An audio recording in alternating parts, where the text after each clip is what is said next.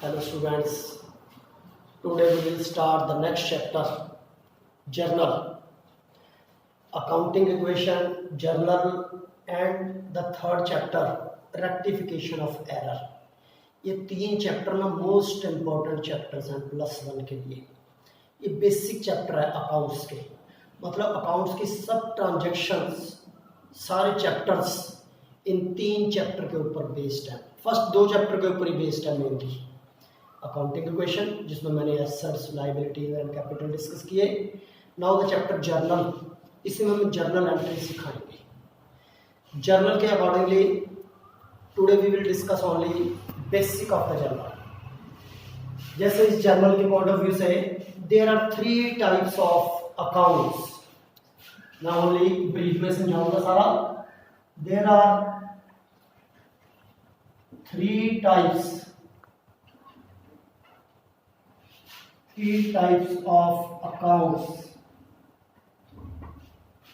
First, personal account, account की short form capital A oblique capital C, इसको ऐसे short form में लिखते हैं पर्सनल अकाउंट। जैसे इसका नाम पर्सनल वर्ड यूज किया हमने, personal account. It is related to persons, it means it is related to persons. It is related to persons. Persons से related है। Say for example, Ram's account, Sham's account, Mr. X's account, Mr. Y's account. Say for example, X's account, Y's account, Ram's account, Sham's account, etc. इसमें एक rule follow करना हमें। Rule जो आप लोगों ने याद करने हैं, रूल 3 टाइप्स के अकाउंट है, तीनों में एक एक रूल लिखूंगा मैं, 3 रूल्स होंगे और तीनों रूल याद करने हैं और तीनों रूल के ऊपर पूरा अपना जर्नल चैप्टर बेस्ड है। जैसे फर्स्ट पर्सनल अकाउंट से रिलेटेड रूल। सपोज करो जैसे आपकी क्लास में 2 स्टूडेंट हैं, one Ram and the other is Shyam. Ram paid ₹1000 to Shyam, Ram ने श्याम को 1000 पे किए। It means in both the person one is the receiver and one is the giver. If Ram paid 1000 to Shyam, it means Sham is the receiver and Ram is the giver. Rule is debit the receiver, debit the receiver and credit the giver, debit the receiver and credit the giver. Suppose करो कोई partnership form है, जैसे XYZ मैंने example दी है कि XYZ are partner, X partner pay ₹1000 to Y, X ने Y को pay किया, उसके अकॉर्डिंगली हम इस रूल में एक एंट्री लिखेंगे। Debit the receiver, credit the giver. यहाँ पे जो मैंने डेबिट और क्रेडिट वर्ड यूज किए, डेबिट और क्रेडिट, अगर इसका डिक्शनरी मीनिंग देखोगे ना तो डिफरेंट टाइप का आएगा डिक्शनरी मीनिंग। क्रेडिट जैसे क्रेडिट बोरो, किसी चीज को बोरो करना, वो लिखा होगा इसका मीनिंग। डेबिट नाम वगैरह वर्ड लिखा होगा वहां पे। बट हमारे अकाउंट्स में डेबिट और क्रेडिट का मीनिंग ओनली रूल पे अप्लाई होता है। Debit is the right, debit is the left side of any account and credit is the right side of any account. किसी अकाउंट की राइट साइड को हम क्रेडिट बोलते हैं और लेफ्ट साइड को हम डेबिट बोलते हैं। हमारे डेबिट क्रेडिट का इतना ही मीनिंग है। तो जो मैंने रूल लिखा, debit the receiver, credit the giver, यहाँ पे एक एग्जाम्पल लिखूंगा मैं। जैसे मैंने अभी एग्जांपल बोली, mister Ram paid ₹1000 to mister Shyam. Mister Ram ने 1000 मिस्टर श्याम को पे किए 1000। In this example debit the receiver, who is the receiver in this example? Shyam is the receiver and Ram is the giver. Ram giver है and Shyam is the receiver.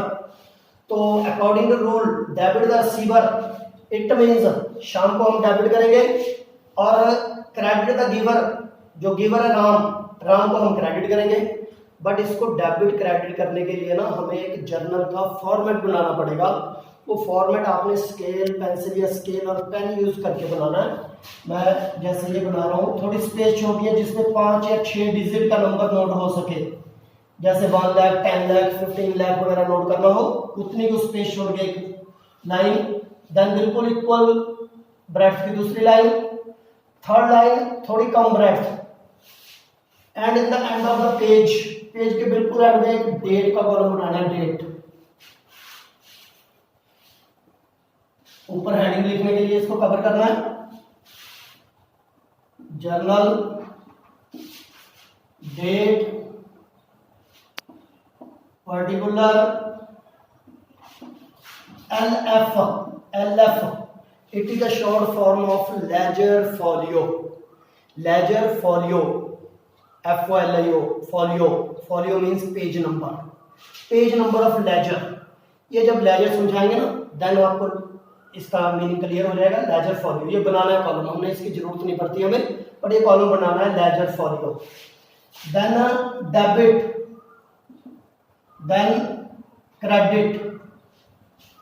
In this account left side is debit and right side is credit, बस debit और credit का इतना ही meaning है हमारे पास। Account की left side debit, right side credit. Now according to example mister Ram paid rupees 1000 to mister Shyam, तो mister Shyam is the receiver, debit the receiver, तो इसको जर्नल एंट्री कैसे इसकी पास करेंगे, श्याम बिल्कुल एंड में DR वर्ड लिखेंगे, DR means debit, Shyam debit with rupee 1000, मतलब डेबिट कॉलम में अमाउंट लिखेंगे इसकी 1000, और राम को क्रेडिट करना हमने, जहां से श्याम लिखा उससे थोड़ी स्पेस छोड़ के 2 वर्ड लिखना है, टू राम, जिसके आगे 2 आ गया वर्ड वो अंडरस्टूड है कि क्रेडिट है, उसके बिल्कुल स्ट्रेट लाइन में क्रेडिट साइड में अमाउंट लिखेंगे हम 1000, इसको हम बोलते हैं journal entry. Shyam debit to Ram credit, but इसके आगे क्रेडिट या CR वर्ड लिखने की जरूरत नहीं, जिसके आगे 2 लिख दिया वो अंडरस्टूड है कि क्रेडिट है। अगर क्वेश्चन में हमारे पास होता mister Shyam paid rupee 1000 to Ram, then mister Shyam is the giver and Ram is the receiver, तो एंट्री रिवर्स हो जाती है हमारी, राम डेबिट टू श्याम, जिसको डेबिट करना है उसके डेबिट कॉलम में अमाउंट लिखनी है, जिसको क्रेडिट करना मतलब 2 लिखना जिसके सामने, उसके क्रेडिट कॉलम में अमाउंट लिखनी है हमने। और जब भी ये जर्नल एंट्री पास होगी तो इसकी एक्सप्लेनेशन लिखनी जरूरी है। एक्सप्लेनेशन को हम नरेशन बोलते हैं, नरेशन, नरेट करना जरूरी है, उसको एक्सप्लेन करना भी एंट्री आई कहां से। तो यहाँ पे सिंपल लैंग्वेज लिख सकते हैं, स्टूडेंट चाहे तो ये भी लिख सकता है जो क्वेश्चन में गिवन है, या being Ram paid to Shyam. मैंने आपको पर्सनल अकाउंट से रिलेटेड एक एग्जांपल भी दिया, और इसका रूल जो आप लोगों ने याद करना है, जब भी एग्जाम में पूछा जाएगा कि what is the rule of personal account, तो स्टूडेंट को टिप्स पे होना चाहिए, debit the receiver credit the giver, ऐसे स्टूडेंट को टिप्स पे होना चाहिए। Now the second account, personal account, second account real account. Real account it is related to assets, ये एसेट्स से रिलेटेड है, it is related to assets. Assets हमने last chapter में एसेट्स पढ़ा, जैसे से for example furniture, building, cash, debtor, these all are assets, ये सब एसेट्स हैं। Cash, furniture, machinery, these all are assets.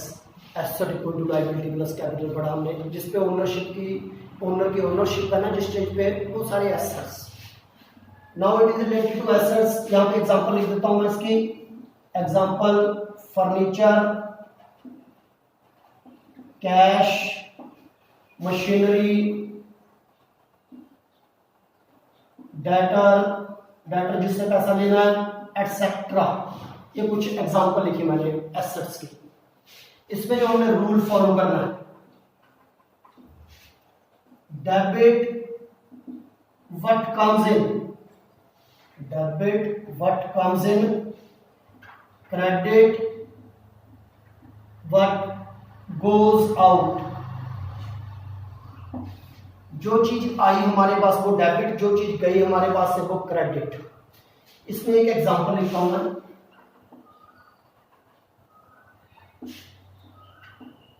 Purchase furniture for rupees 2000, purchase furniture for rupees 2000। सबसे आसान तरीका मैंने बताया था कि अपने आप को बिजनेसमैन मान के चलो। आपने 2000 का फर्नीचर परचेज किया, आपके माइंड में ट्रांजैक्शन होनी चाहिए कि मैंने 2000 का फर्नीचर परचेज किया। जब 2000 का फर्नीचर परचेज करोगे तो according to rule debit what comes in, जब आप फर्नीचर परचेज करोगे देन व्हाट कम्स इन, क्या चीज आ रही है आपके पास, furniture comes in. And what goes out, जा क्या रहा पर आपके पास से cash, cash goes out and furniture comes in. तो according to rule debit what comes in, जो चीज आई उसको डेबिट करो, फर्नीचर अकाउंट डेबिट। एंड जो चीज जा रही है क्रेडिट व्हाट गोज आउट, जो गई उसको क्रेडिट करो, what goes out, cash goes out to cash. जैसे यहां मैंने श्याम टू राम लिखा ना, furniture account debit to cash account according to this example और रूल ऑफ रियल अकाउंट। तो फॉर्मेट बिल्कुल same.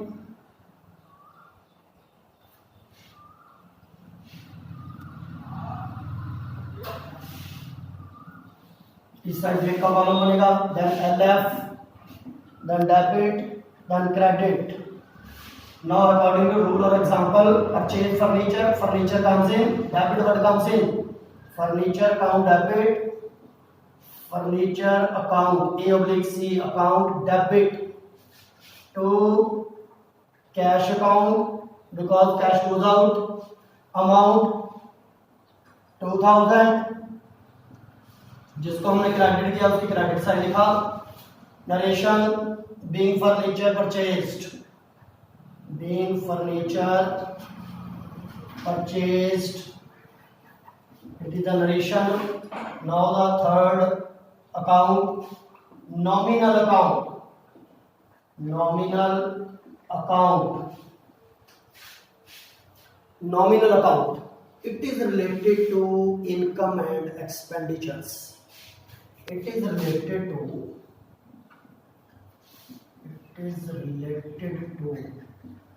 income and expenditure.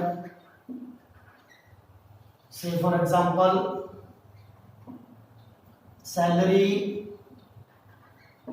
commission, interest, rent, commission etc. मतलब salary, commission, interest, rent अगर हम ये ना किसी से रिसीव कर रहे हैं then these are the income. अगर same things we pay then these are the expenditure. वो हमें क्वेश्चन की सेंस से पता चलेगा कि ये हमारी इनकम है कि एक्सपेंडिचर है। अगर हम किसी को रेंट पे कर रहे हैं then rent is the expenditure. अगर हम रेंट रिसीव कर रहे हैं किसी से then rent is the income. तो रूल, इसमें रूल जो फॉलो करना हमें, debit all expenses and losses, credit all income and gains, debit all expenses and losses, credit all income and gains। अगर कोई इनकम या गेन है हमारे पास देन उसको क्रेडिट करेंगे, अगर कोई एक्सपेंडिचर टाइप ट्रांजैक्शन है देन उसको डेबिट करेंगे हम। एग्जांपल, दो एग्जांपल होगा इसमें मैं। एग्जांपल 1, पहला एग्जांपल जैसे मैंने ये 4-5 ट्रांजैक्शन लिखी है। Rent received for ₹10,000। Second example, salary paid for ₹5,000। जब हमने रेंट रिसीव किया इट मीन्स रेंट रिसीव किया तो रेंट इज द इनकम। तो एक एग्जांपल मैंने इनकम के पॉइंट ऑफ व्यू से लिखी। सैलरी पेड, जब हमने सैलरी पे की तो सैलरी एक्सपेंडिचर हो गया हमारा, तो एक एग्जांपल मैंने एक्सपेंडिचर के पॉइंट ऑफ व्यू से लिखी। अगर यही सैलरी रिसीव्ड होता then salary is the income, यही रेंट पेड होता then rent is the expenditure. अब ये दो एग्जांपल के अकॉर्डिंगली जर्नल का फॉर्मेट सेम, दो जर्नल एंट्री पास करेंगे हम।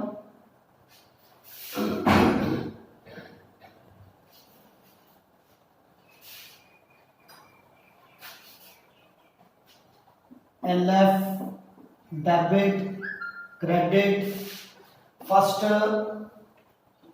रेंट रिसीव्ड, फर्स्ट एंट्री है रेंट रिसीव्ड, रूल लिखा मैंने इसका rent received. Credit all income and gains, जब हमने रेंट रिसीव किया तो रेंट हमारी इनकम होगी, इट मीन रेंट को हम क्रेडिट करेंगे। बट 50% रूल रियल अकाउंट को फॉलो हो रहा है इसमें। जब हम रेंट रिसीव करेंगे व्हाट कम्स इन, क्या चीज हमारे पास आ रही है, डेबिट व्हाट कम्स इन। जब किसी से रेंट रिसीव करेंगे then cash comes in, cash हमारे पास आ रहा है, cash is coming. And rent is the income, तो रेंट को करेंगे credit, credit all income, and cash comes in, तो कैश को करेंगे debit. So the journal entry cash account debit, cash account debit to rent account, cash account debit to rent account, amount 10,000। Narration simple लिखेंगे इसकी, being rent received, and the second example is salary paid for rupees 5,000। जब हम salary pay कर रहे हैं then salary is the expenditure, debit all expenses and losses. और जब salary पे करेंगे समथिंग गोज आउट, कुछ हमारे पास से जा रहा है, तो 50% रूल रियल अकाउंट को फॉलो करना पड़ेगा, credit what goes out, salary paid, salary is the expenditure and cash goes out, तो cash credit, salary debit. Then the journal entry is salary account debit to cash account 5,000। Narration simple लिखेंगे इसकी, being salary paid, इसके being rent received, being salary paid, being लगा के ना simple wording लिखो उसकी। तो ये मैंने पहले तीनों रूल एक्सप्लेन करने के लिए एक एक एग्जांपल लिखी बीच में। तो इससे नेक्स्ट इसी से लेजर कैसे बनेगा, इसी से ट्रायल बैलेंस कैसे बनेगा, वो सारी चीज़ें कल को डिस्कस करेंगे हम। आज इससे रिलेटेड ये सारा सभी पूरा 3 रूल मैंने लिखे। Rule number 1 personal account, rule number 2 real account, rule number 3 nominal account. तीनों रूल कल को अच्छी तरह सब बच्चों ने याद करने हैं। और एक बात देखो, बाकी सभी में मैंने ना साथ में अकाउंट वर्ड लिखा, फर्नीचर अकाउंट, कैश अकाउंट, सिर्फ शाम और राम के साथ अकाउंट नहीं लिखा। एक्चुअल ना रूल है अपना ये डेबिट क्रेडिट का कि पर्सनल अकाउंट के साथ अकाउंट वर्ड नहीं लिखना।